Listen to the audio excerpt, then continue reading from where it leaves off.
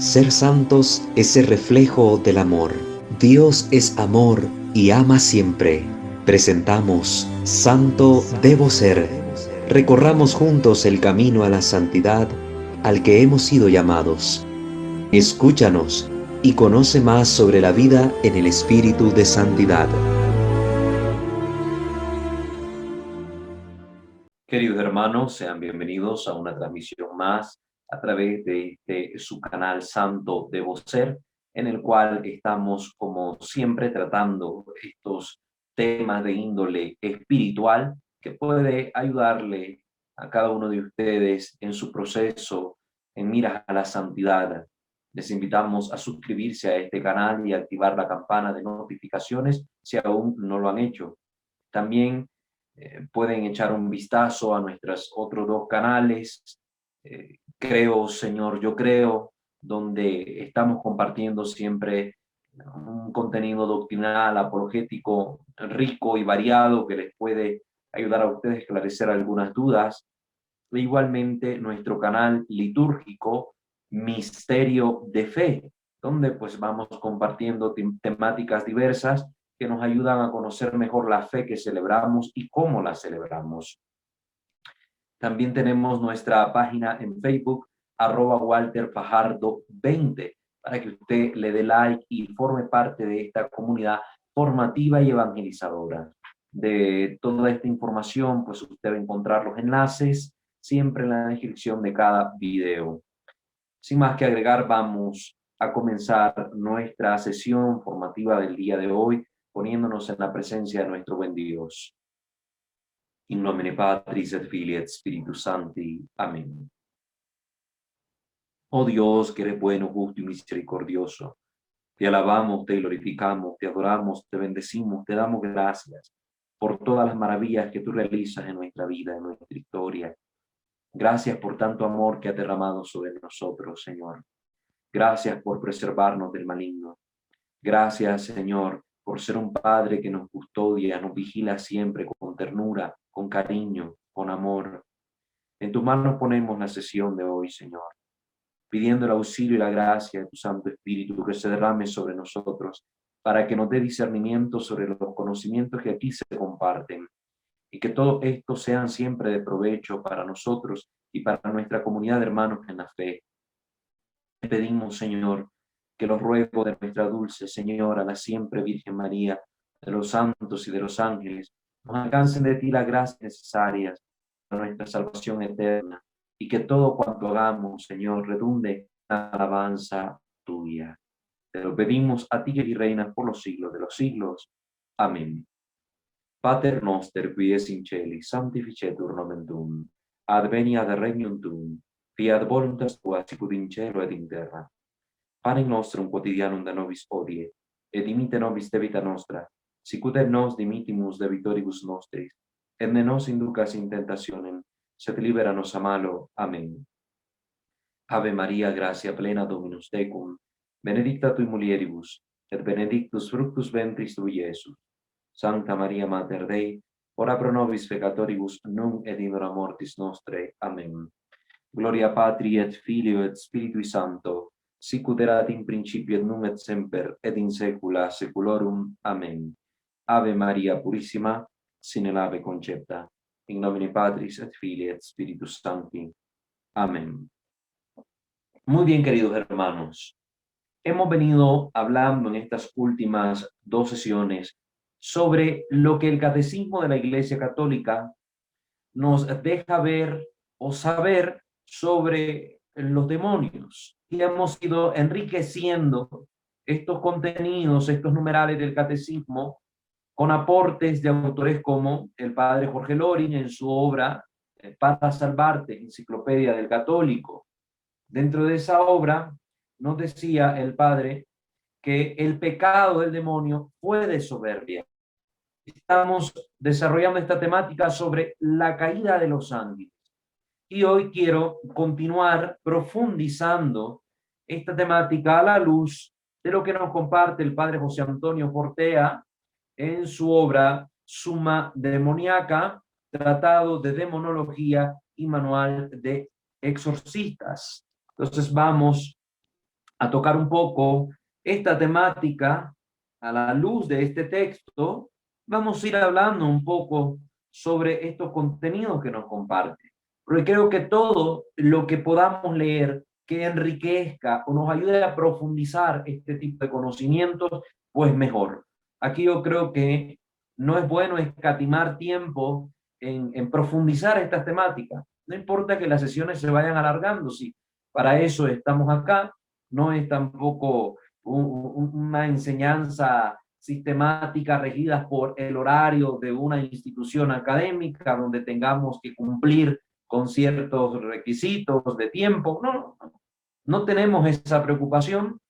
Lo bueno de estos canales y de estos medios que utilizamos es que nosotros vamos disponiendo de tiempo y de la progresión de los contenidos de forma tal que nos permitimos extendernos en ellos con el fin de poder proporcionarles a ustedes la mayor cantidad de información posible que les permita tener un conocimiento cierto en estas temáticas. A la vez, pues proporcionando también alguna información bibliográfica de contenidos que ustedes pueden por su cuenta seguir leyendo y ahondando para que así su conocimiento sea más rico y más vasto en estos temas y a la vez la aplicación de ellos pues se haga de una forma más objetiva, cierta y despejando cualquier temor o duda, ¿verdad?, sobre esto. Muy bien, entonces vamos a tocar esta temática de la suma demoníaca, empezando por la primera cuestión que nos presenta acá el padre Fortea. ¿Qué es un demonio? Ya leímos todo eso del catecismo al respecto de lo que nos ha dicho, pero ahora vamos a centrarnos en cómo desarrolla él esta información. Un demonio es un ser espiritual de naturaleza angélica condenado eternamente. Es la definición básica, sencilla, que nos ofrece el padre Fortea. Es un ser espiritual, esto ya lo hemos hablado, no es un ser corpóreo, su naturaleza es angélica, Dios creó a los espíritus celestes y el demonio es un espíritu celeste que se reveló y que es un ser condenado eternamente. Son como las tres características principales, un ser que está condenado por los siglos de los siglos. El demonio no tiene cuerpo, no existe en su ser ningún tipo de materia sutil ni nada semejante a la materia, sino que se trata de una existencia de carácter íntegramente espiritual. Por eso hay que ir también borrando de nuestros discos cerebrales, si les podemos decir así, ahí donde vamos almacenando toda la información en nuestro cerebro, estas fábulas que muchas veces nos encontramos en los lugares donde nosotros vivimos. Ahí es que allá salió el diablo, en aquel antro, en aquel lugar, y que tenía cuernos y cascos y se oía que venía caminando el demonio y pasó, no sé, golpeando a alguien, machucando. No se trata de una experiencia donde el demonio realmente se manifieste como un ente material, pues no tiene materia, no tiene materia. Él influye en la percepción que nosotros tenemos de las cosas, esa percepción sensorial, esa percepción que nosotros podemos hacer como un procesamiento de parte del cerebro de estímulos que se reciben, pero no es que él tenga cuerpo, aunque yo tal vez pueda captar al demonio que se me presenta bajo la apariencia de, y él puede transmitir esa información intelectualmente a mi cerebro, sin necesidad de que haya un tipo de materia que medie entre ese espíritu y mi persona que está teniendo esta experiencia. No está la materia de un ser corpóreo que yo puedo tocar o que yo puedo contemplar con la vista. No, es espíritu, es íntegramente espiritual.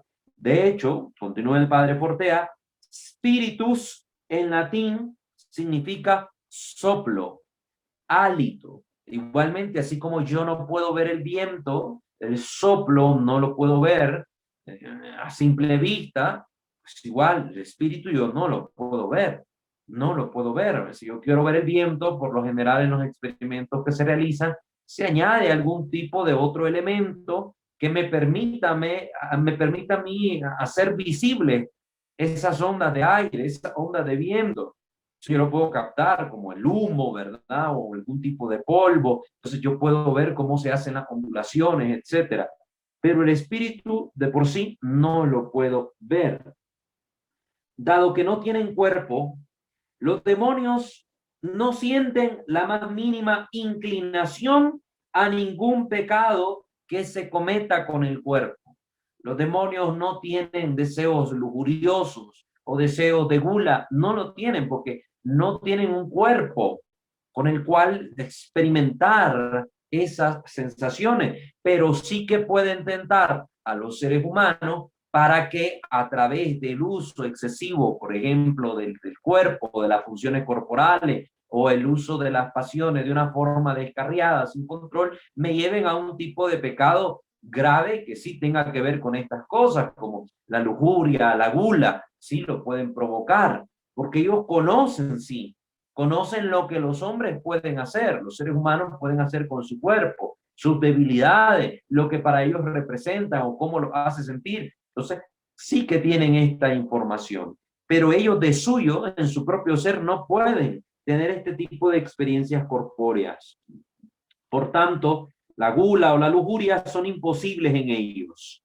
Pueden tentar a los hombres a pecar en esas materias, pero solo comprenden esos pecados de un modo meramente intelectual, pues no tienen sentidos corporales. Nosotros, por ejemplo, ante el tacto, no sé, un hombre que está siendo tocado por una mujer y está recibiendo ese tipo de estímulo, puede sentir una especie de excitación, etcétera. Pero un demonio que no tiene cuerpo, que no puedo ni tocar, ni nada, ni ver siquiera, no, esas experiencias, esos estímulos, no son nada para ellos, no los perciben. Entonces, esas experiencias no las tienen, solo pueden comprender esos pecados de un modo meramente intelectual. Los pecados de los demonios, por tanto, son exclusivamente pecados espirituales. Esos son los pecados de los demonios. La soberbia es un pecado espiritual. Entonces, ahí va. El demonio puede pecar de soberbia. El odio también es un pecado espiritual. Que todos estos pecados espirituales puedan tener manifestaciones corpóreas. Por ejemplo, yo que sienta odio hacia un hermano, hacia un amigo, y busque cómo golpearlo, hacerle daño. Hay una manifestación de ese odio que es espiritual. Yo lo materializo en una acción específica, pero porque poseo cuerpo. Los demonios solo se quedan en el plano exclusivamente espiritual. Los demonios no fueron creados malos. A ellos, al ser creados, se les ofreció una prueba. Esto lo repite toda la doctrina católica a lo largo de los siglos. Toda la doctrina católica. Era la prueba previa antes de la visión de la esencia de la divinidad. Más adelante vamos a hablar un poco más de esto. Antes de la prueba, veían a Dios, pero no veían su esencia.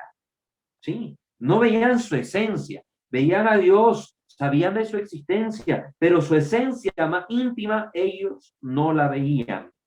El mismo verbo ver que estamos utilizando para expresar esta idea es aproximativo, pues la visión de los ángeles es una visión intelectual, no es la que nosotros realizamos por medio de nuestros órganos de visión, los ojos, que reciben la luz y todo este proceso, todo este estímulo lumínico, pues el cerebro lo analiza y a nosotros pues nos llega la información y nos hacemos la idea de lo que estamos nosotros teniendo delante, ¿no es? No, los demonios no tienen ojos, no tienen cuerdas vocales, no tienen una voz, nada de esto. Los demonios simple y sencillamente,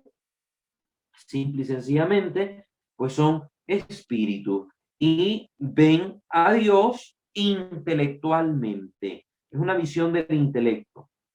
Como a muchos les resultará muy difícil entender,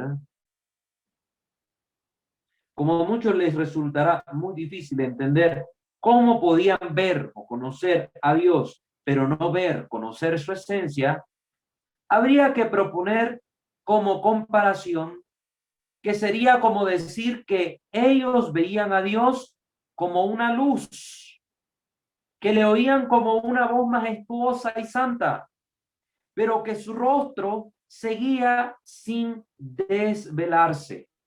¿Sí? Esta es como una pequeña analogía, una comparación del cual nos estamos valiendo, o de la cual se ha valido el padre Portea para ayudarnos a comprender mejor esto.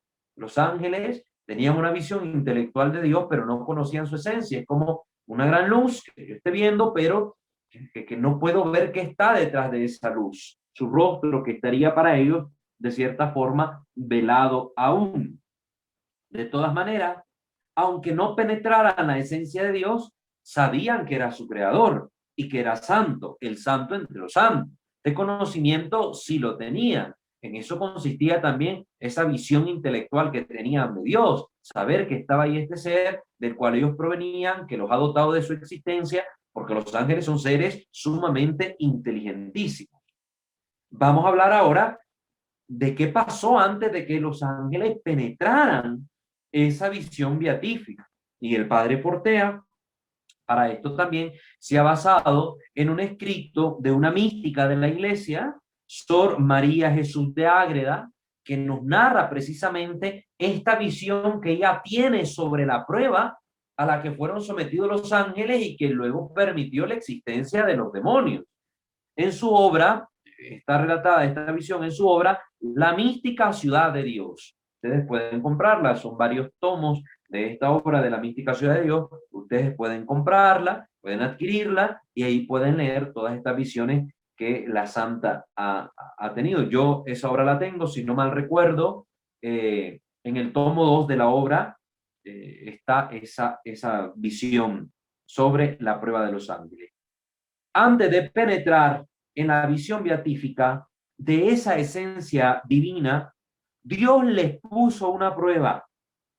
En esa prueba, unos obedecieron, otros desobedecieron. Unos obedecieron, otros desobedecieron. Los que desobedecieron de forma irreversible se transformaron en demonios. Ellos mismos se transformaron en lo que son. Nadie les hizo así. Recuerden la definición dogmática del Cuarto Concilio Lateranense.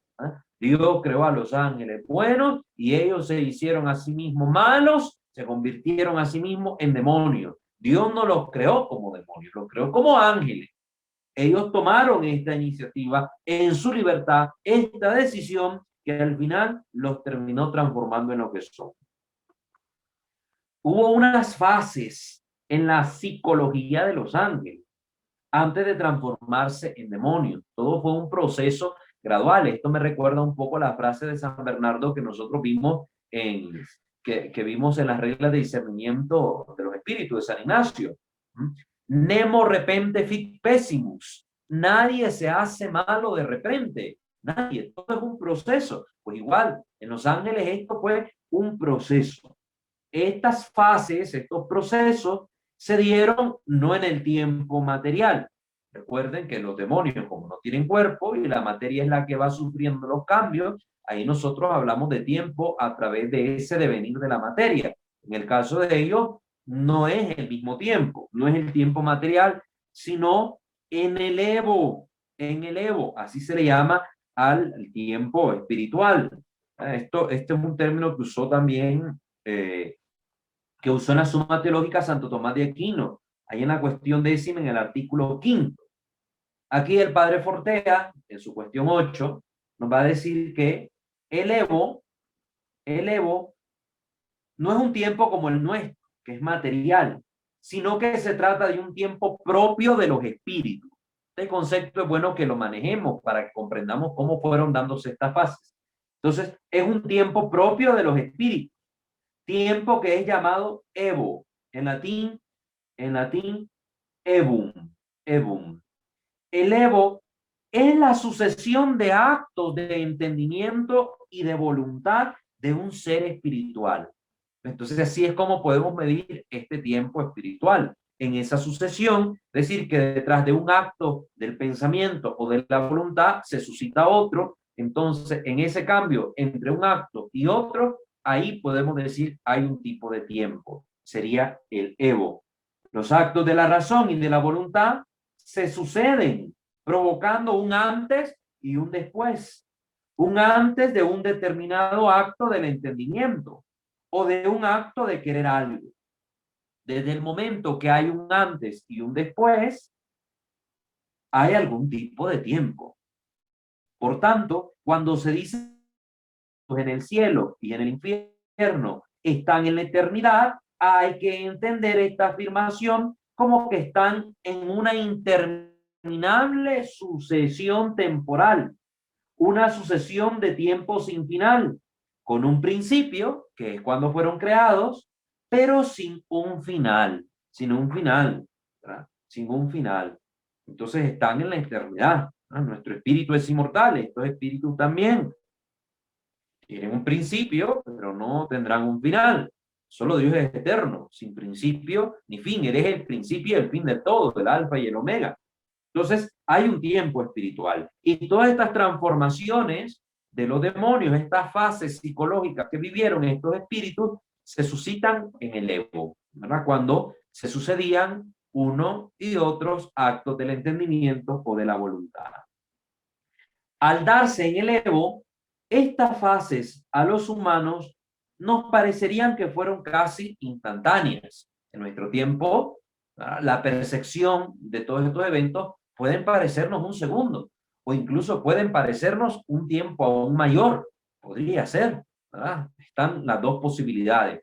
O que algo que fue tan largo para los espíritus lo percibamos como algo cuasi instantáneo o algo por el contrario, ¿verdad? Que puede ser tan corto para los espíritus, nosotros lo sintamos enormemente grande, como dice el Salmo, 1000 años para nosotros son para Dios como un ayer que pasó, como una nada, como una nada. Pues lo mismo acá, por eso cuando hablan sobre el purgatorio, algunos santos o algunos teólogos hablan sobre esto, ¿verdad? Sobre que sí, hay un purgatorio, hay un tiempo en el purgatorio, pero como no es el mismo tiempo nuestro, el tiempo de los hombres, es más bien un tiempo espiritual, pues el purgatorio de una persona que puede durar un instante de nuestro tiempo, esa persona, esa alma lo va a sentir casi como 1000 años, un ejemplo, ¿verdad? Para que comprendamos también eso. Pero lo que a nosotros nos parecería tan breve, para los ángeles fue algo muy largo. Las fases de transformación de ángel a demonio fueron las siguientes, nos dice el padre Cortea. Al comienzo les entró la duda. La duda por sí misma no es mala. La duda nos permite a nosotros cuestionarnos, interrogarnos. Pero lo que nunca va a ser bueno es quedarnos con la duda. La duda necesita ser satisfecha. Se debe tratar de dar una respuesta objetiva y congruente a la inquietud que surja. Una respuesta veraz, una respuesta que pueda satisfacer esa inquietud. Muchos de nosotros a veces, especialmente los católicos en cuestiones de fe, viven siempre en un mar de dudas y no buscan cómo despejarlas.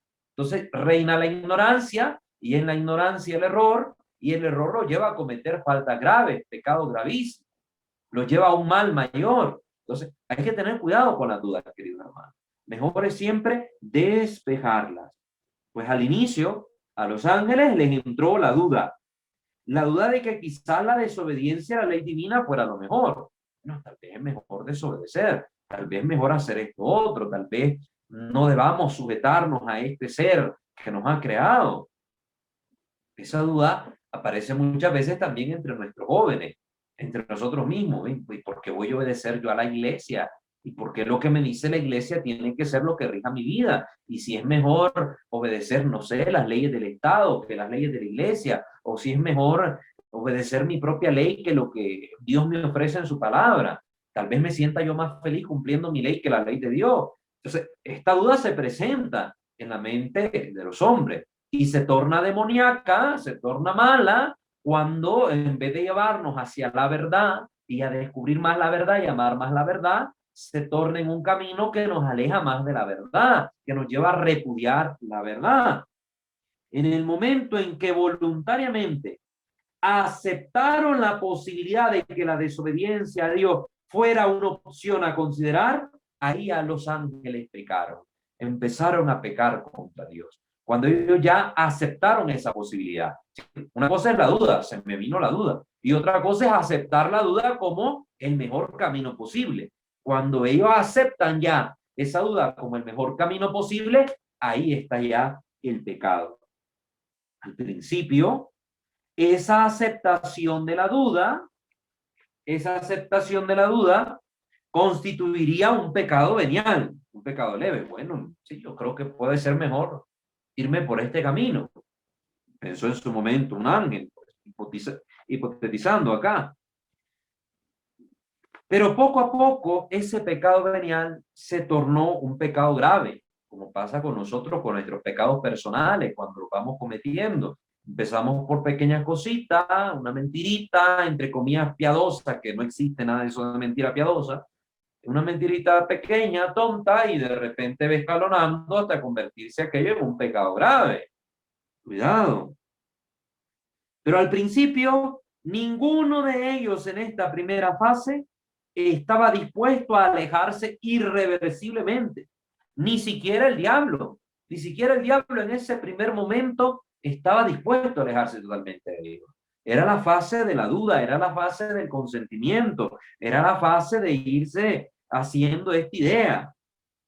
Fue posteriormente cuando se fue asentando en sus inteligencias lo que su voluntad había escogido, a pesar del dictamen de su inteligencia, que les recordaba que tal desobediencia era contra la razón. Allí es donde empezaron a convertirse estos pecados veniales en pecados más graves, cuando la inteligencia, su forma de pensar, ya estaba aceptando este querer que estaban manifestando.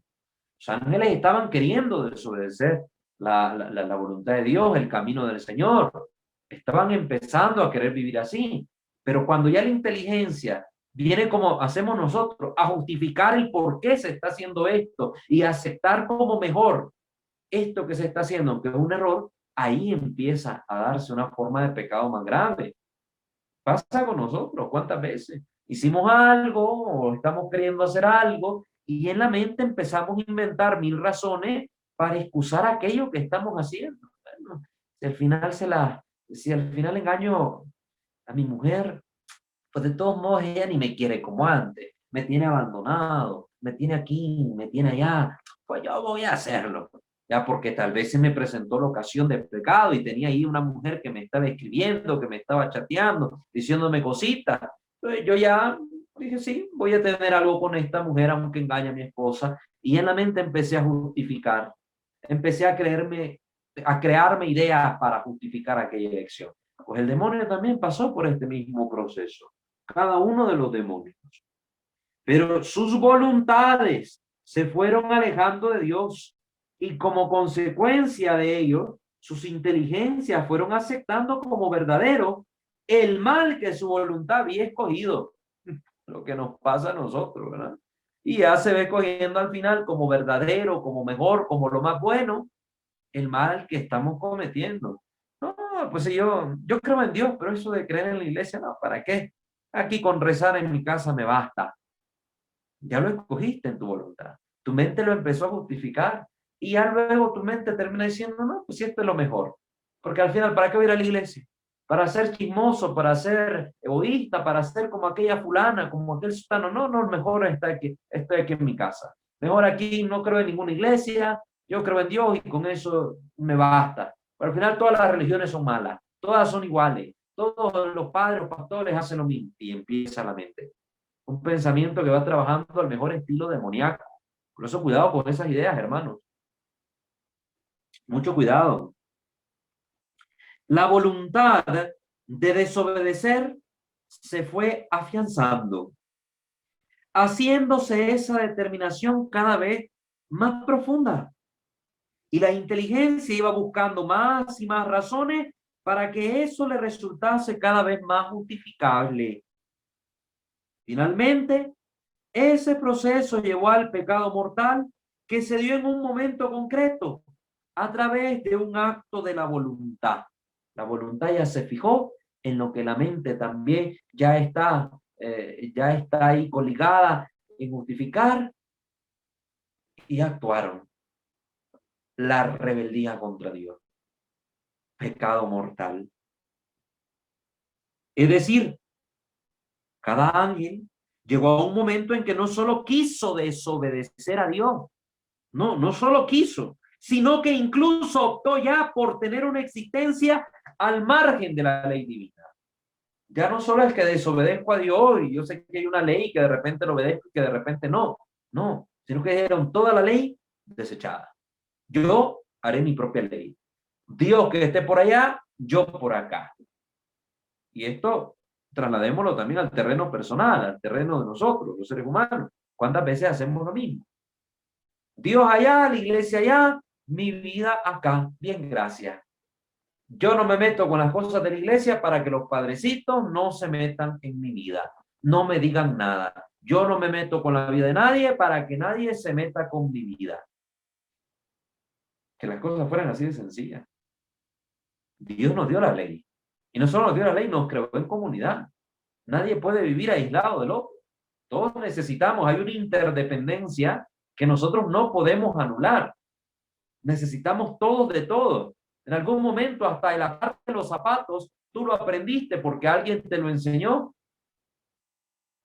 Y si no te lo enseñaron, si no lo aprendes, creces en un estado de vida salvaje, como muchos niños salvajes que se han encontrado y se han hecho estudios al respecto, que crecen criados por animales que nunca tuvieron un contacto humano, están como las bestias ahí. No saben ni qué es amarrarse un zapato, ni usar un cubierto, ni cómo se llaman las cosas, se comunican con sonidos y aún eso lo aprenden de su entorno animal. Siempre hay una interdependencia entre todo lo creado y los seres creados. Pues los demonios querían vivir al margen de Dios, al margen de la ley divina, como muchas personas quieren hacer también, vivir al margen de todo. No, ya no era un enfriamiento del amor a Dios. Ya no era una disminución de ese amor al ser que nos había creado, que nos dio esta ley para ser felices. No, ya no era eso. Ya no era ni siquiera una desobediencia menor a algo determinado que les resultara difícil de aceptar. Bueno, yo esto lo obedezco, esto no, esto sí, esto no. No, ya ni siquiera era eso.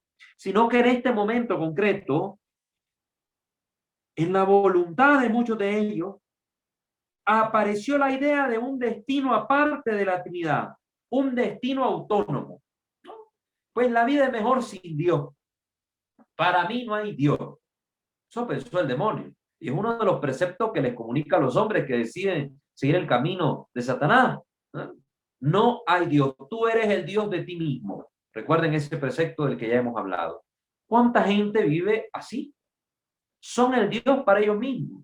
Para ellos el hombre es la divinidad. El hombre es el que dicta las leyes, el hombre es el que crea la sociedad, el hombre es el que hace todo. El hombre es Dios y Señor del tiempo, la historia, los lugares y de todas las cosas. Esa es una idea demoníaca. Una idea demoníaca. Un destino autónomo, que no llegue en Dios, que no termine en Dios, que no sea Dios el principio y el final, ¿no? Yo escojo cómo vivir mi vida. Al final, si yo no creo en Dios, es mi problema. Yo no creo en infierno, yo no creo en cielo, yo creo que cuando yo me muero, aquí termina todo y punto. Al mejor estilo demoníaco se presentan esos pensamientos. Los que perseveraron en este pensamiento de una vida alejada de Dios y autónoma respecto a Dios, los que perseveraron en este pensamiento y decisión, comenzaron un proceso de justificación de esta elección. ¿Por qué elegí vivir así sin Dios? Pues para mí es lo mejor. Yo soy un ser inteligente, yo tengo libertad, yo tengo voluntad. ¿Por qué no voy a construir mi vida como yo quiera? ¿Por qué no lo voy a hacer como yo quiera? ¿Por qué no voy a ser diferente? ¿Por qué me tengo que someter a ese ser supremo? Pensamiento que tuvieron los ángeles y que nosotros también los tenemos en nuestra vida cuando empezamos a arrojarnos al pecado y al desorden. Comenzaron un proceso en que se trataron de autoconvencer de que Dios no era Dios, de que Dios era un espíritu más, de que podía ser su creador, pero que en él había errores, fallos. Lo mismo que pasa en nuestros tiempos, la idea que ha metido el demonio en las sociedades. No, bueno, pero ¿por qué Dios va a ser el único Dios? Es un invento de la Iglesia Católica. ¿No? ¿Y qué de malo tiene si aquel quiere ser budista y practicar el budismo, o adorar a Shiva en el hinduismo, o no sé, adorar aquí a este Dios o el otro Dios, o creer en algún tipo de espíritu? ¿Pero por qué lo vamos a buscar? No, es un espíritu más. El Dios de los cristianos es un Dios más entre los dioses que existen. Es una posibilidad más, es un abanico donde nosotros podemos elegir. Miren, todos esos pensamientos demoníacos, cómo están bien metidos en nuestras sociedades. ¿No? Bueno, Dios puede tener errores, fallos, y empieza la gente a cuestionarte, bueno, ¿por qué si Dios es tan bueno? ¿Por qué permite tanto mal en el mundo? Y si Dios fuera tan bueno como dicen los cristianos, pues si Él todo lo ve, ¿cómo no ve cuando alguien va a matar a otra persona y lo salva? ¿Por qué no salvó a estos hombres de ser asesinados en la guerra? ¿Por qué tal cosa? Y empezamos a cuestionar, pues sí, puede ser Dios, puede ser todopoderoso, crear todas las cosas, pero aquí están sus errores y nos convertimos en jueces de Dios, lo que hicieron los demonios. Se constituyeron a sí mismos jueces de la divinidad. Así mismo. Empezaron a autoconvencerse de que Dios no era Dios. Así merito, lo mismo que estamos haciendo nosotros en las sociedades modernas. Comenzaban a abarcar o acariciar la posibilidad que había aparecido en sus inteligencias, la posibilidad de una existencia aparte de Dios y de sus normas. La existencia aparte de Dios aparecía como una existencia más libre. Las normas de Dios, la obediencia a Él y a su voluntad aparecían progresivamente como algo opresor y pesado. ¿No se les hace esto tan reconocido en la sociedad actual?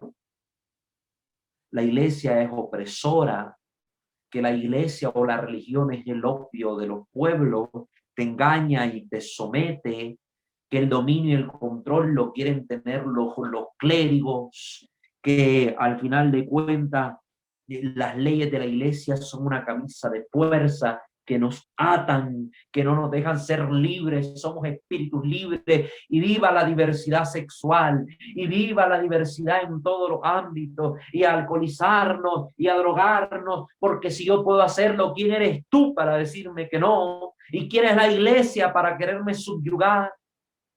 Ahí está todo, hermano. El mismo proceso que los ángeles que se convirtieron en demonios siguieron, el proceso que el demonio ha invitado a los hombres de todos los tiempos y a la sociedad de todos los tiempos a seguir para rebelarse también contra Dios. Y así como los ángeles se demonizaron, los hombres también pueden terminar demonizándose. Así tal cual. Nos podemos demonizar nosotros también. Dios comenzaba a ser visto como un tirano frente al que habría que librarse. En esta nueva fase del alejamiento, ya no era simplemente que buscaran un destino fuera de Dios, sino que Dios mismo les parecía que era un obstáculo para alcanzar esa libertad. Hay que destruir a Dios, hay que derribar a Dios, hay que quitar a Dios de todos lados. Lo que han empezado a hacer los pueblos hoy, miren cómo hemos llegado a ese punto. Dios estorba. Entonces, no queremos pintura de Dios por ningún lado. Todo signo religioso desaparezca. Quitemos las cruces de las plazas, quememos las iglesias, destruyamos los templos, que el culto sea siempre de ámbito privado, que no haya procesiones en las calles, que no hayan actos públicos, que Dios se quite el nombre de Dios de las constituciones de los países, de las monedas de los países, que se quite la figura de Dios de cualquier discurso en las sociedades. Dios estorba, tenemos que quitar a ese tirano de en medio. Cuidado. Pensamientos demoníacos reales que estamos viviendo hoy. Recuerdo que no hace mucho, a mí me encanta ver anime, no porque sea, como dicen el término hoy, otaku, no, me gusta ver cómo a través de estas representaciones gráficas se transmiten ideas, pensamientos de cultura vasta, porque ahí se dan cita, se mezclan muchos tipos de pensamientos de diversas culturas y partes del mundo y de distintas épocas. Y recuerdo en una ocasión estar viendo un anime que estaba analizando donde aquí los papeles se invertían. Y Dios, que es el bueno, era el malo, el tirano, que los demonios, que eran los que son los malos, eran ahora presentados como los buenos.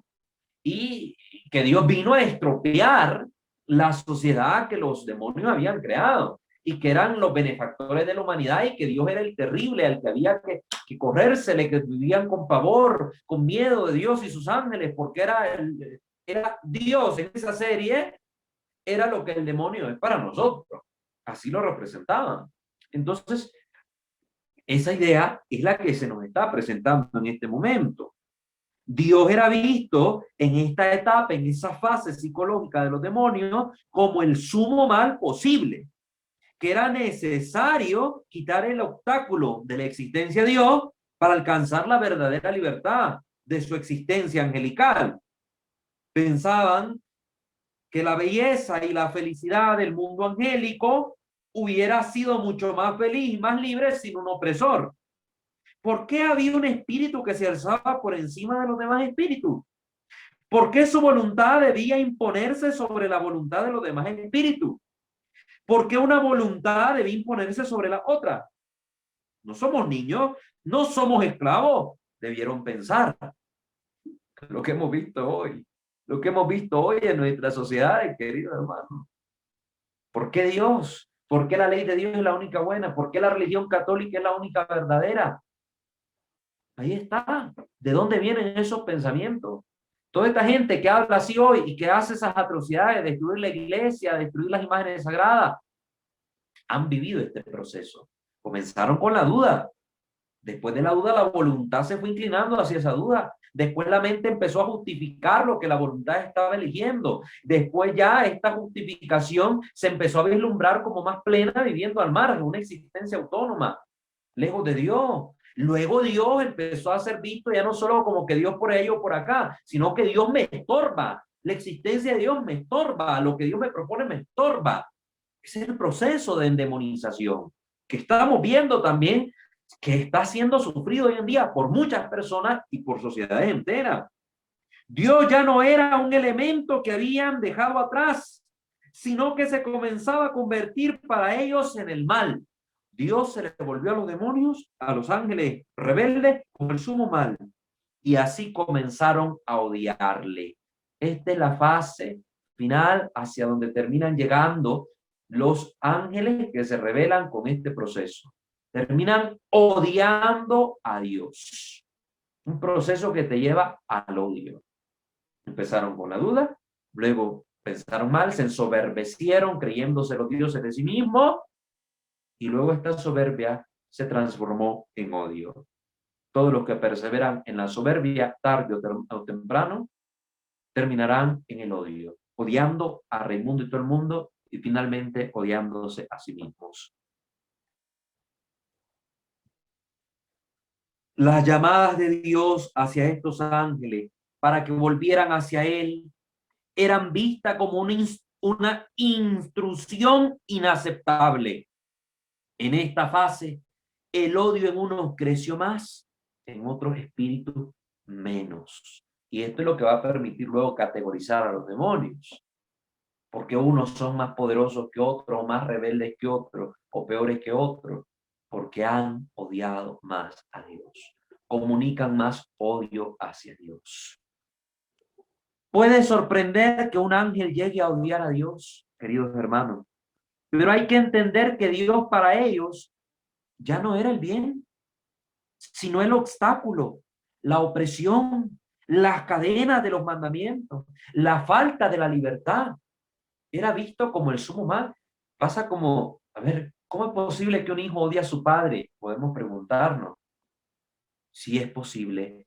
Si este padre que era cariñoso, que era bueno, pues le imponía sus mandamientos, sus normas a un hijo y con esto lo trató de preservar al mal, este hijo se fue corrompiendo, las amistades, por los malos pensamientos, por lo que fuera, ya empezó a ver que el papá, como un tirano, porque no me deja salir con mis amigos, no me deja ir a la calle, no me deja hacer lo que yo quiero, y aunque el papá le estuviera tratando de mostrar siempre amor, de darle lo necesario, de protegerlo, sin hablar de una sobreprotección ni nada de eso, ¿no? Hablando de lo natural, este niño empezó a ver al papá como eso, lo más detestable, hasta decirle, papá, te odio, tú no me dejas ser feliz, no me dejas ser libre, no me dejas andar con mis amigos, no me dejas, te odio, muérete, te detesto. Y hemos visto casos así, y hemos visto casos así.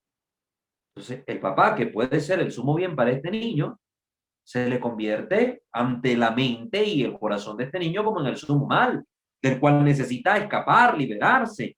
Pues lo mismo le pasó a los ángeles, hermanos. El odio nació con la energía de sus voluntades, resistiendo una y otra vez a las llamadas de Dios que como padre le buscaba. Se le volvió odioso, Dios se le volvió odioso. Dios, hijo, te vas a perder, hijo, te vas a condenar, vente para acá. Dice, me tiene harto. Los demonios empezaron, los ángeles empezaron a decir, me tiene harto, me ofusca, déjame en paz. Yo quiero seguir así. Eso fue lo que pasó. Yo quiero seguir así, déjame en paz.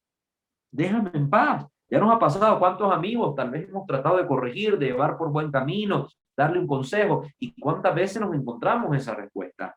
Porque la persona no puede ver el bien real y no son capaces de analizar y ver hasta dónde el mal los está llevando y el mal que se pueden hacer, no son capaces de verlo, no entienden el por qué se les insiste tanto y entonces rechazan a la persona que les procura el bien, les rechazan y entonces se obstinan en el mal.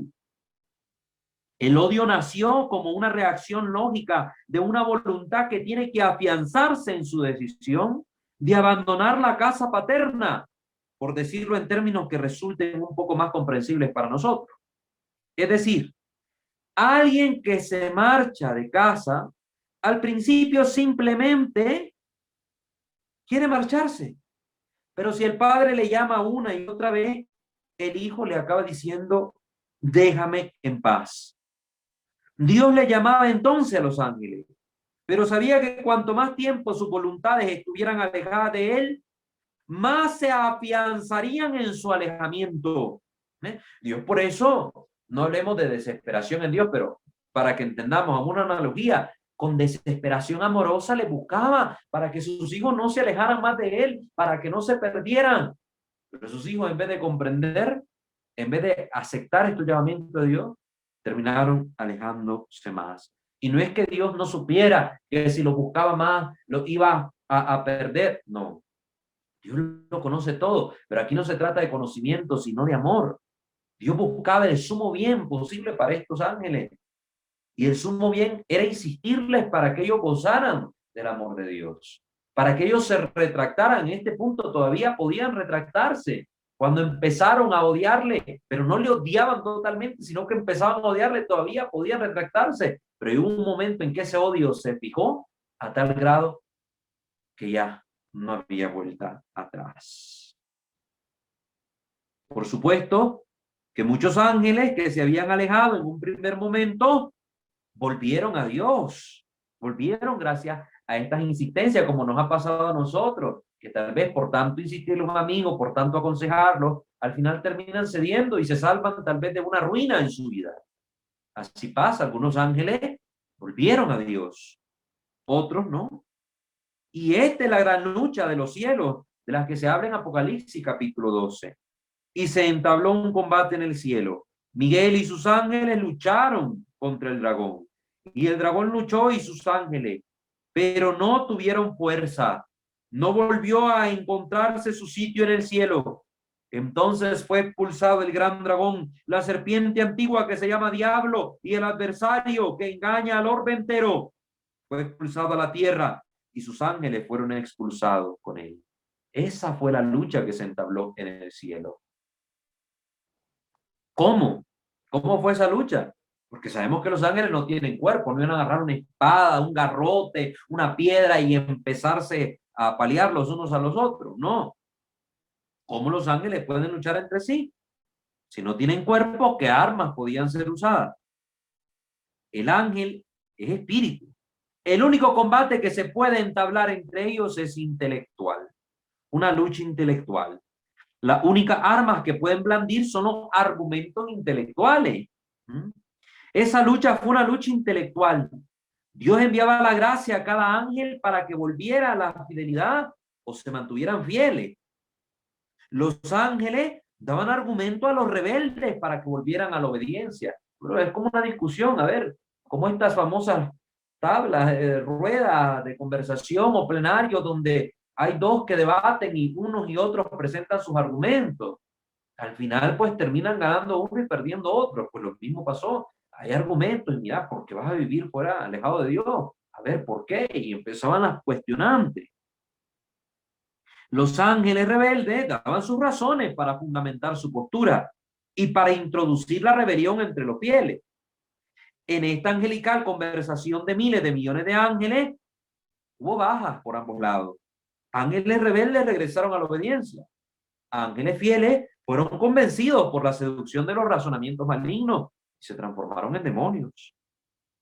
La transformación en demonios entonces fue progresiva. Con el transcurrir del tiempo, recuerden el Evo, que es un tipo de tiempo, unos odiaron más a Dios, otros lo odiaron menos. Unos se hicieron más soberbios, otros no tanto. Cada ángel rebelde fue deformándose más y más, cada uno en unos pecados específicos. Así como por el contrario, también los ángeles fieles se fueron santificando progresivamente. Lo que a unos le llevó a la ruina, a otros le llevó a la virtud máxima. Unos ángeles se santificaron más en una virtud, otros en otra. Cada ángel se fijó en un aspecto u otro de la divinidad. Cada ángel amó con una medida de amor a Dios. Por eso, en el bando de los fieles comenzó a haber muchas distinciones según la intensidad de las virtudes de cada ángel, que cada ángel practicó más. Cada ángel tenía su propia naturaleza dada por Dios, pero cada uno se santificó en una medida propia según la gracia de Dios a la que ellos se abrían y la correspondencia de la propia voluntad a esa gracia. Esto es válido, pero al revés para los demonios. Cada uno recibió de Dios una naturaleza, pero cada uno se deformó según sus propios caminos extraviados y pecó más y más, y el demonio es el soberbio por antonomasia. Por eso, la batalla acabó cuando ya cada uno quedó encasillado en su postura de forma irreversible. Ahí acabó la batalla. Ya cuando ni los buenos podían ser más buenos ni los malos más malos. Ya cada uno había tomado su postura. Llegó un momento en que ya solo habría cambios accidentales en cada ser espiritual. En los demonios llegó un momento en que ya cada uno se mantuvo firme en su imprudencia, en su celo, en su odio, en su envidia, en su soberbia, en su egolatría. Cada uno se fijó en lo suyo y ahí se mantuvo firme. La batalla entonces había acabado. Podrían haber seguido discutiendo, hablando, disputando, exhortándose durante miles de años, por así decirlo, en términos humanos, pero ya solo habría cambios accidentales. Fue entonces cuando los ángeles fueron admitidos a la presencia divina. Ahí es cuando tuvieron esa visión de la esencia de Dios, la visión beatífica. Y los demonios se les dejó que se alejaran, se les abandonó a la situación de postración moral en que cada uno se había situado. Ahí se les abandonó. Como se ve, no es que los demonios sean enviados a un lugar cerrado en llamas y apartado, oscuras de tortura, sino que se les deja como están. Se les abandona a su libertad, a su voluntad. No se les lleva a ninguna parte. Después hablaremos del tema del infierno para que entendamos esto que aquí se nos está diciendo. Ahorita no lo vamos a tocar porque es un tema aparte y que también hay que profundizarlo, el tema del cielo y del infierno. Los demonios no ocupan lugar porque no tienen cuerpo. No hay lugar donde llevarles. No hay aparatos de tortura, ni llamas que les puedan atormentar, ni cadenas que les amarren sus miembros. Tampoco los ángeles que fueron fieles entraron en ningún sitio. Simplemente recibieron la gracia de la visión beatífica. Tanto el cielo de los ángeles como el infierno de los demonios son estados. Nosotros hablaremos del lugar, porque nosotros, cuando resucitemos, nuestro cuerpo estará ahí con nuestro espíritu. Y nuestro espíritu, si yo muero ahorita y voy al cielo, pues goza mi espíritu, pero mi cuerpo no, hasta la resurrección. Ahí espíritu y cuerpo se reunirán y el cuerpo también merece el cielo. Entonces necesitará un espacio, un lugar para ser ocupado. Ahí sí hablaremos de un espacio físico. Aquí con los espíritus hablamos de un estado. Tanto el cielo de los ángeles, repito, como el infierno de los demonios son estados. Cada ángel porta en su interior su propio cielo, esté donde esté. Y cada demonio, esté donde esté, lleva dentro de sí, dentro de su propio espíritu, su propio infierno. El momento en que ya no hay marcha atrás es el momento en que un ángel ve la esencia de Dios. Porque después de ver a Dios, ya nada le podrá hacer cambiar de opinión. Ya nada. Después de haber visto a Dios, jamás nadie podrá escoger algo que le ofenda a lo más mínimo, pues la inteligencia comprendería que sería escoger estiércol frente a un tesoro. El pecado después de ese momento es imposible. Ya un ángel después de haber visto a Dios ya no puede pecar, es imposible. El ángel antes de entrar al cielo comprendía a Dios, comprendía lo que era, lo que suponía su santidad, su amor, su sabiduría, su omnipotencia. Después de ser admitido a contemplar su esencia, uno no solo la comprende, sino que además la ve. La ve. Es decir, uno ve su santidad, ve su amor, ve su sabiduría, etc. El espíritu, al ver aquello, se llena de tal amor, de tal veneración que jamás, bajo ningún concepto, quiere separarse de ello. Por eso el pecado pasa a ser imposible. El demonio queda irremisiblemente ligado a lo que ha escogido. Desde el momento en que Dios decide no insistir más, ya Dios no les enviaba gracias porque ellos ya estaban fijados en su voluntad y en su pensamiento en algo contrario a Dios. Llega un momento en que Dios decide no enviar más gracias de arrepentimiento, pues cada gracia de arrepentimiento solo puede ser superada, solo puede ser vencida, afirmándose más en el odio, como pasa con muchas personas que incluso la gracia del arrepentimiento en el hecho de su muerte la desprecian y terminan condenándose por eso. Llega un momento en que Dios ve que enviar más gracias solo sirve para que el demonio afiance más lo que ha escogido su voluntad.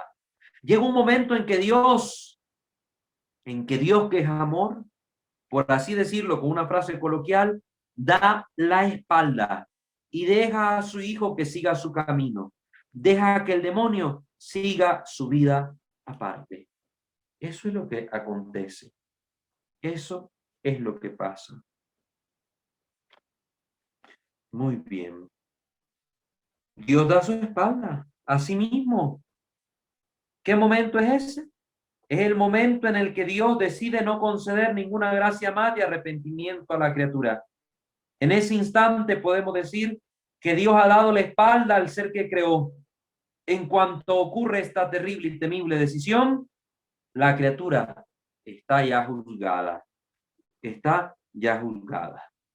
Muy bien, por cuestión tiempo, vamos a dejar ahí el tema de hoy y vamos a continuarlo la próxima sesión, donde vamos a terminar de decir unas cuantas cositas sobre esto y vamos a entrar a la cuestión de que por qué Dios puso a prueba a los espíritus angélicos.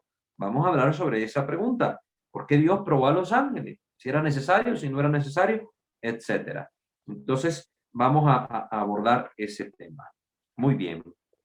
Les recuerdo suscribirse a este canal si aún no lo han hecho, Santo Debo Ser, activar la campana de notificaciones, visitar nuestros otros dos canales, Misterio de Fe sobre materia litúrgica, Creo Señor Yo Creo sobre materia doctrinal y apologética, y nuestra página en Facebook, @WalterFajardo20. Ahora bien, si alguno de ustedes, los aquí presentes a través de Zoom o a través de YouTube, quieren comentar algo, quieren decir algo, pues son bienvenidas sus preguntas o sus comentarios al respecto para que los escuchemos y nos retroalimentemos. Hermana Naivi, no sé si hay algún comentario por ahí. No, no, por el momento no hay ningún comentario ni en Zoom ni en YouTube. Ok.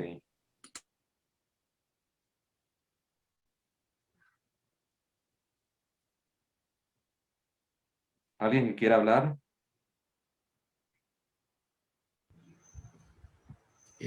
Buenas noches, Marcos de Nicaragua. Buenas noches, hermano Marco. Bueno, al inicio hablaste de la representación del demonio y se me vinieron a la mente algunos aspectos en sus apariciones y su forma de con las cuales ha atacado. Incluso, por ejemplo, me recordaba al santo cura de Ars cuando éste luchaba con él. No recuerdo muy bien cómo lo describe. Igual cuando al Padre Pío lo atacaba en forma de perro en su celda, el mismo Padre Fortea lo describe que le apagaba y le encendía las luces.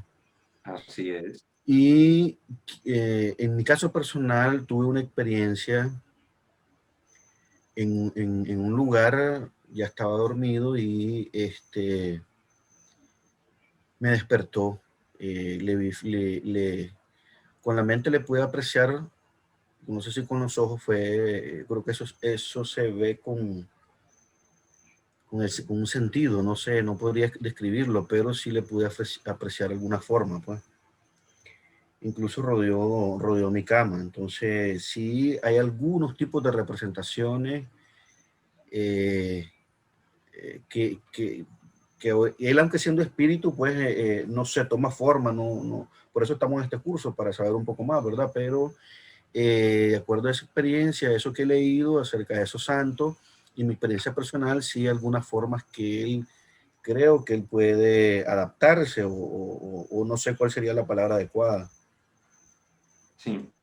Esa es más o menos pues lo que quería expresar y tengo esa experiencia personal pues que también a mí se me apareció pues con un aspecto un poquito feo pues. Muy, muy bien, hermano. Agradezco su comentario, hermano Marcos. Pues igual ya hemos hablado de esto cuando mencionamos las representaciones que se hacen del demonio y cuál es el sentido de estas representaciones. Cuando hablamos de que debemos ir descartando de nuestra mentalidad lo que se dice del demonio, que allá apareció con cuernos, con cascos y que golpeó y machucó y que hizo, ¿no? Todas estas fantasías hay que irlas descartando a la luz del conocimiento que se nos va transmitiendo, donde se nos hace entender que el demonio no posee cuerpo, no posee una forma física que nosotros podamos palpar. Esto no significa que el demonio no pueda hacernos a nosotros experimentar algún tipo de fenómeno psíquico donde nosotros percibamos su presencia o su manifestación de X o Y forma. Al respecto, el padre Gabriel Amor, en su libro Nuevos Relatos de un Exorcista, nos dice lo siguiente: ¿cómo es el rostro de Satanás? ¿Cómo imaginarlo? ¿Qué engendró su representación con cola y cuerno? ¿Realmente huele a azufre? Refiriéndose precisamente a este tipo de fenómenos. Satanás es un espíritu puro, recordemos eso. Somos nosotros que para imaginárnoslo le damos una representación física y él, cuando aparece, asume un aspecto sensible. Asume un aspecto sensible. No es que él tenga cuerpo. Asume este aspecto que para nosotros pueda ser visible en nuestra psique. Por eso hablamos de visiones de Satanás, no de apariciones. Apariciones como tal, es que estemos aquí 50 personas reunidas y de repente entre y aquí todos los 50 lo veamos. Pero no sucede así. De repente estaban los 50 acá y uno o dos de los que estaban le contemplaban.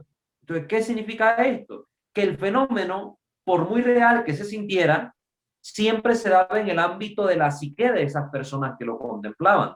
Así podían estar 30 personas junto al Padre Pío y sobre el Padre Pío estaba viendo al diablo ahí, los demás no lo miraban. Entonces hablamos de visión y no de aparición. Más sobre este punto hablé en mi tema sobre que si puede aparecerse o no la Virgen María, que trato en mi canal Creo Señor Yo Creo, en la sección o en la lista de reproducción dedicadas a la Virgen. Creo que es el primer capítulo de esa sección. Por más feo que podamos representar al demonio, es siempre inmensamente más feo. No se trata de fealdad física, sino de perfidia y lejanía de Dios, el sumo bien y el culmen de toda la belleza.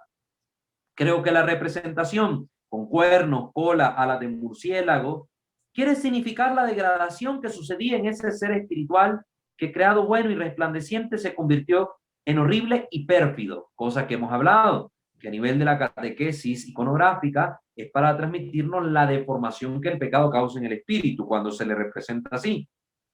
Así nosotros, según nuestra mentalidad, lo imaginamos así como un hombre que se convierte en un animal, con cuernos, pezuñas, cola y alas, pero se trata de nuestra imaginación. Como también el demonio, cuando quiere hacerse visiblemente presente, asume un aspecto sensible, falso, ¿cierto? Pero como para hacerse ver. Entonces, este fenómeno es en la psique, él nos comunica estas especies que son inteligibles, donde nosotros lo vemos, son imágenes que él nos proyecta sobre nuestra psique. Esto es telepático, pero no lo podemos tocar. Si yo me quisiera acercar y tocarlo, no lo puedo tocar. Claro, él con la manipulación que puede hacer de la materia, puede mover un objeto. Eso es el fenómeno poltergeist, ahí lo vamos a ver después. Y puede mover objetos y golpearme con esos objetos, como sucede con las vejaciones que sufría, por ejemplo, entre ellos el Padre Pío. Puede aparecerse como un animal espantoso, usando el término aparecer para comprender lo que estamos diciendo. Sabemos que es una visión, como sucedía con el caso de San Ignacio Loyola, que también se le transformó en un perro. Un hombre horrible que se nos puede presentar delante. O podría ser también un elegante señor. Varía según la impresión que quiere causar, de miedo o de atracción. Como mucha gente la confunde haciéndose pasar, como dice la Escritura, como ángel de luz, para engañar a la gente, ¿verdad? Que no está metida en estos ámbitos de la fe y que debe formarse.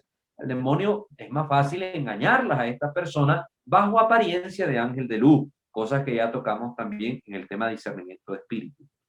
En cuanto a los olores, azufre, quemado, estiércol, etcétera, se trata de fenómenos que el demonio puede provocar, como puede provocar fenómenos físicos sobre las materias y males físicos sobre el cuerpo humano.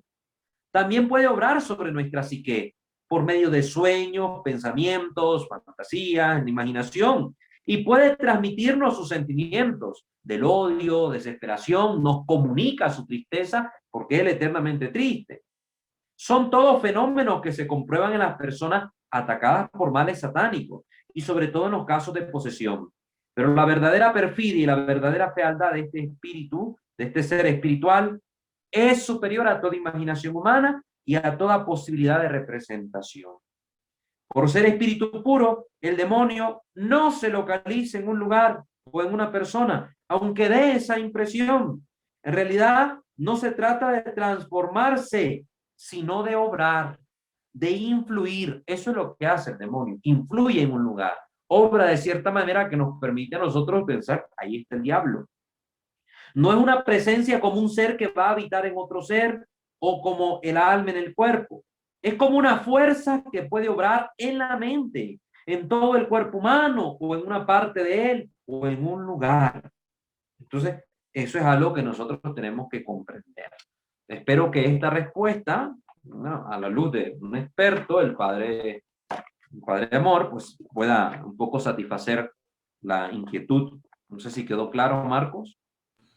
Sí, me complementa, o sea, mi experiencia y al escuchar la descripción que hace el padre, obviamente está como certificando lo que yo viví, incluso ese olor a podrido, como decimos popularmente, fétido, si me lo acabas de leer, pues entonces concateno esa parte y veo que sí, pues estaba seguro que porque yo estaba dormido y me habló, pues incluso me desperté y como era la primera vez, con mucho miedo incluso, pues agarrar el rosario y a rezar hasta que se fue, pero sí fue un poquito complicado y la experiencia de haber leído pues al Santo Cura de Ars, al Padre Pío y al otro que te mencioné, pues entonces sí me complementa y me quedo más seguro acerca de eso.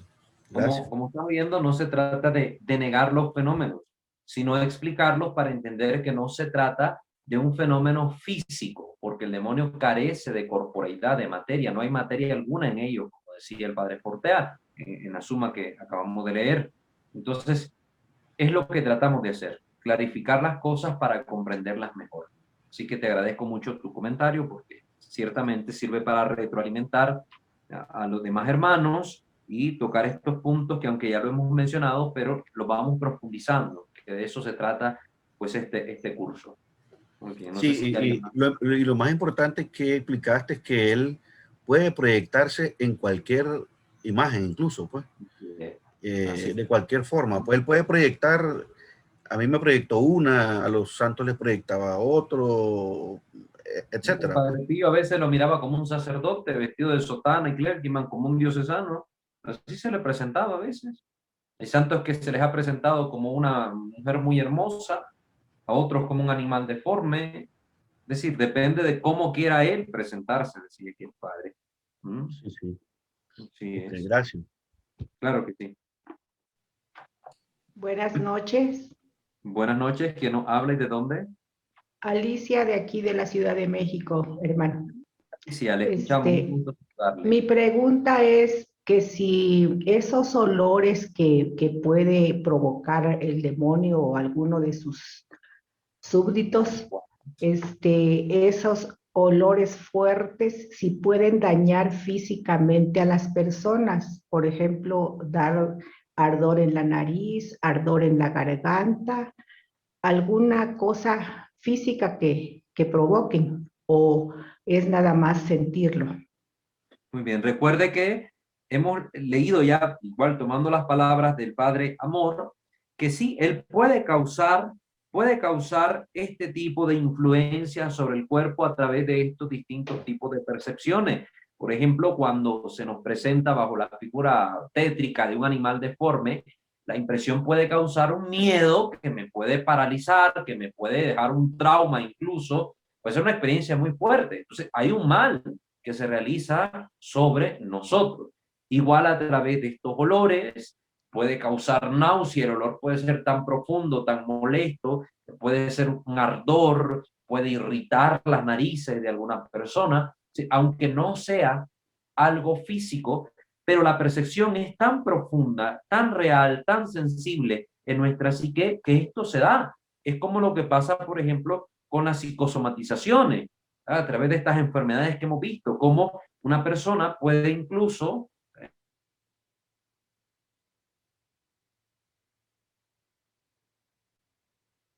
esa enfermedad sin tener la enfermedad.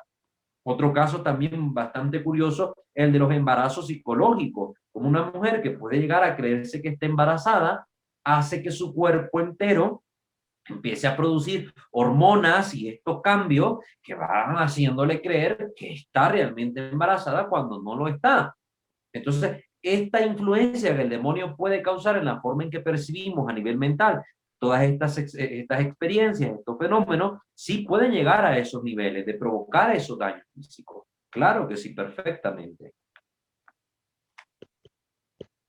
Muchas gracias, hermano. Muy amable. Hermana. No sé si alguien más quiera comentar o hay algún comentario en YouTube, hermano Naimi. Sí, hay un comentario en YouTube de Elizabeth Mendoza. Buenas noches a todos. Hermano Walter, qué buen tema y cuánta verdad en esta enseñanza. No cabe duda que haber pasado primero por discernimiento de espíritus ha sido muy necesario. Gracias por su tiempo. Bendito sea Dios. Muchas gracias, hermana Elizabeth. Sí, eso me alegra que usted lo haga notar a la comunidad. La importancia de ir llevando estos cursos de forma sistemática, ¿verdad? Habrá alguno que se ha metido tal vez a verlo hoy por primera vez en el canal.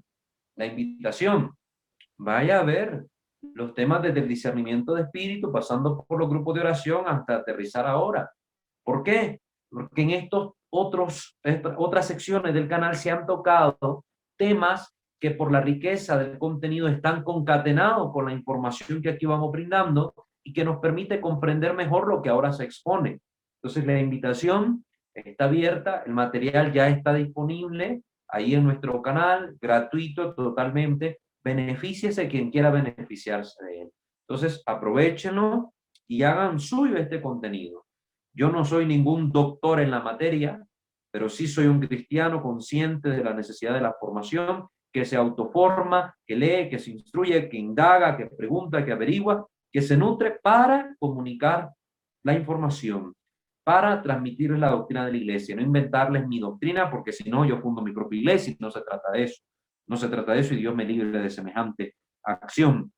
Entonces, aprovechen todo esto que aquí se les está comunicando, ¿verdad? Aprovechen todo esto. Gracias, hermana Elizabeth. No sé si alguien más quiere comentar algo.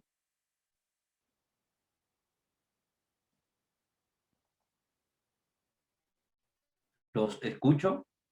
Si quieren hablar, están muy calladitos y me sorprende que nadie comente nada sobre el proceso de endemonización. Proceso que pues es muy actual en la vida de algunas personas que conocemos o de nuestras sociedades y que ha sido como el tema central de esta sesión de hoy, el proceso de endemonización de los ángeles. Y que es un proceso de la endemonización de seres espirituales y nosotros tenemos espíritu.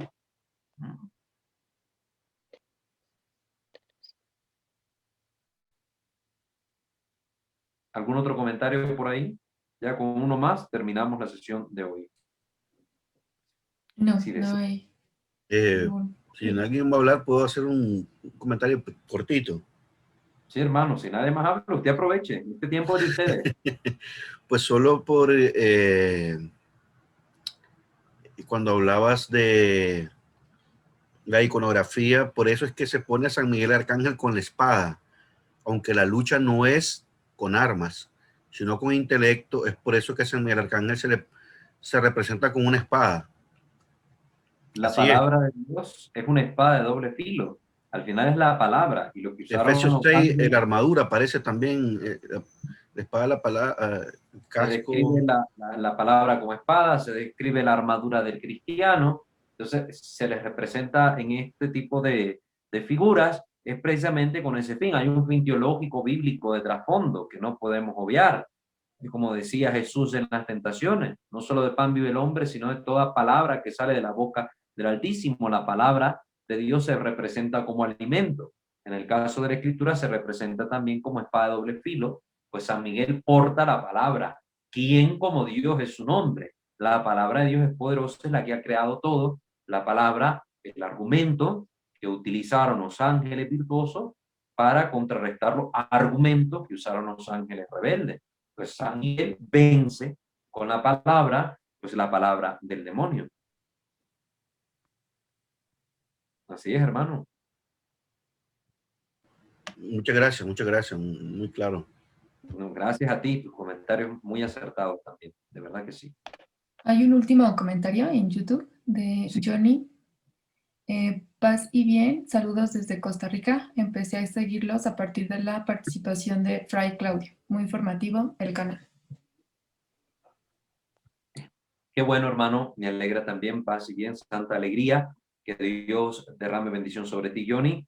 Gracias y a Fray Claudio también por su participación. Yo agradezco mucho que él haya estado con nosotros y esperamos tenerlo nuevamente por acá, también para que intervenga y nos siga nutriendo con su sabiduría, con su experiencia en este campo que es tan importante, formarnos en él, conocerlo bien, no por la morbosidad de una curiosidad malsana, sino por la necesidad de conocer más nuestra fe y amar más a Dios, que nos ha protegido del maligno y que nos ha salvado de la garra de él, precisamente, como decía la Escritura, ha venido para destruir las obras de Satanás. Entonces, agradezco también tu participación, hermano Johnny, y ojalá que más personas puedan seguir informándose por estos medios. Muy bien. Bueno, agradezco a todos su participación. Estoy siempre a las órdenes de ustedes. Cualquier comentario nos lo pueden dejar siempre ahí en la caja del video de YouTube. Igual los que deseen en nuestra página de Facebook tenemos los enlaces a nuestros dos grupos, el de Instagram, el de Telegram, perdón, y el de WhatsApp, donde ustedes pueden también formar parte de la comunidad y nutrirse de los recursos que ahí estamos poniendo y tener acceso también para poder responderles inquietudes que vayan surgiendo a medida que avanzan los estudios. Entonces ahí estamos siempre a sus órdenes y rogando ante todo sus oraciones y su ayuda. Que Dios me los bendiga a todos. Vamos a finalizar esta sesión poniéndonos en las manos de nuestro buen Dios. In nomine Patris et Filii et Spiritus Sancti. Amén. Señor Dios nuestro, te damos infinitamente gracias por habernos permitido tener este momento de encuentro formativo. Que todo el conocimiento que vamos adquiriendo nos sea de utilidad para poder también, Señor, hacer tu voluntad antes que la nuestra y evitar cometer los errores que llevaron desgraciadamente a algunos ángeles a demonizarse, a alejarse de ti. Presérvanos, Señor, de todo mal, de todo daño, de todo error. Que nunca la duda haga mella en nuestro corazón. Que siempre, Señor, brille más el amor hacia ti, a la verdad, y cualquier otra cosa en nuestro ser. Mamá María, protégenos, defiéndenos, auxílianos en nuestras necesidades. Que los santos y los ángeles colaboren también en este designio de Dios para que nosotros podamos con sus ruegos alcanzar toda la gracia necesaria para salir triunfantes en este combate espiritual.